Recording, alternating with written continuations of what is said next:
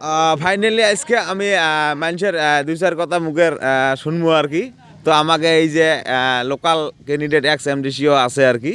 তো বেলবাড়ির যেটা এনআরজিএস নাম আছিল, তো নামটা বদলে আজকে ভ্যাকসিন ভারত জি রামজি দিছে আর কি। তো এই বিষয়ে তো কাকা কিছু কবেন নাকি এই বিষয়ে আর কি? কি সুন্দর মানে ভালাই হয়েছে যে 100 দিনের কাম আছিল, তার থাই 25 দিন কাম বাড়ে দিছে আর কি। ভারত সরকারের নতুন পদক্ষেপ এটা। জি রামজি একটা যে এনার্জি স্কিমের নাম চেঞ্জ করে নতুন নামে এটাকে ভারতবর্ষ সরকারে ঘোষণা করলো। সঙ্গে জনসাধারণের গিফট পাবলিকের একটু সহযোগিতার জন্য আবার 25 দিন প্লাস করছে। আগে 100 দিনের গ্যারান্টি স্কিম আছিল, এখন গ্যারান্টি আছে 125 দিন। 125 দিনের হাজিরা এখন আমাদের ভারতবর্ষের যেগুলো স্টেটে, যেগুলো রাজ্যের মধ্যে এনার্জি স্কিম ইমপ্লিমেন্টেশন হতেছে, তারা বাৎসরিক 125 দিন তারা হাজিরা পাবেন।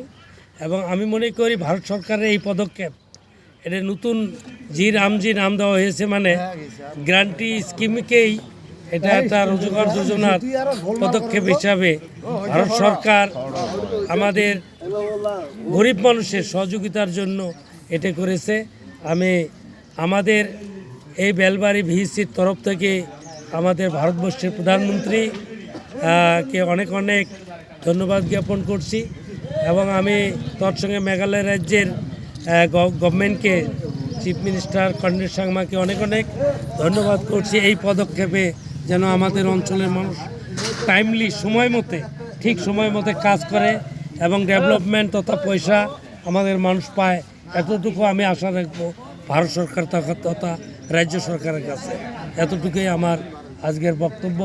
আমরা আজ থেকে জি রামজির নতুন পদক্ষেপে 125 দিনের হাজিরা দিন শুরুয়াত করছি। সবার জীবন ধন্য হোক এবং আমাদের সবাই এই কামে যেন সামিল হয়ে গ্রামে ডেভেলপমেন্ট করতে পারি, এতটুকু আশা রেখে আমি আবারও ভারত সরকার তথা রাজ্য সরকারকে অনেক অনেক ধন্যবাদ জ্ঞাপন করে এখানে শেষ করছি। জয় হিন্দ। তো সুন্দর কথা। তো আমরা আগে 100 দিনের কাম পাইছিলাম, এলা 125 দিনের কাম পাম, মানে 25 দিনের হাজিরা আগে প্লাস হয়ে গেল। তো মানুষ সবাই খুশি হয়েছে, কারণ কিসের জন্য? 25 দিনের কাম বেশি হয়েছে। আমরা 100 দিনের কাম পাইছিলাম, 25 দিনের হাজিরাটা আমরা বেশি পামু। তো ওই কাজে সবাই খুশি আর কি। তো ঠিক আছে, আসসালামু আলাইকুম।